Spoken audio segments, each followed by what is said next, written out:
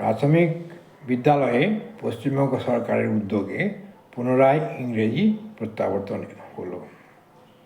তৃতীয় শ্রেণীতে পাঠদান শুরু হলো। ইংরেজি বিষয়ে ইংরেজিতে লেখা এবং পড়া ছাড়াও শিক্ষক অন্যান্য যা আদেশ উপদেশ অনুরোধ যত কিছু সব কিছুই ইংরেজিতে বলবেন, নির্দেশ দেওয়া।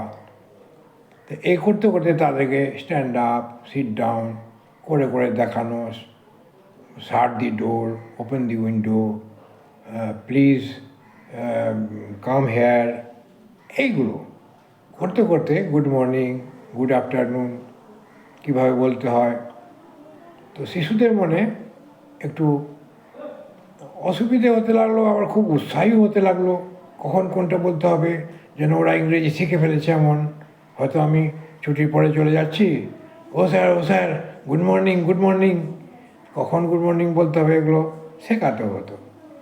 তারপরে একদিন ক্লাসে বাইরে দাঁড়িয়ে আছি, তো দুটো বাচ্চা ছেলে আমার পেছন ধরে জামা ধরে টানছে, ও স্যার, ও হেড স্যার, ও হেড স্যার, তুমি কি ম্যাডাম?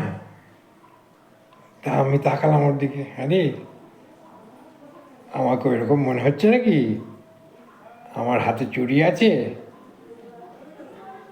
আমি শাড়ি পরেছি, না না না, তা আমার কপালে টিপ আছে, না না না, কাদের আছে এটা?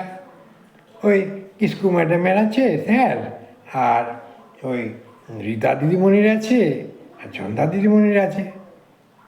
বেশ, ঠিকই বলেছিস, যারা দেখতে মায়ের মতো তারাই ম্যাডাম, আর যারা দেখতে বাবার মতো, কাকুর মতো, দাদার মতো, এখানে স্বপন স্যার, দেবাশিস স্যার, যেমন আমি, এরা হলো স্যার। তা স্যার আর ম্যাডামের তফাৎটা তোমাদেরকে শিখতে হবে এবার। Thank you very much.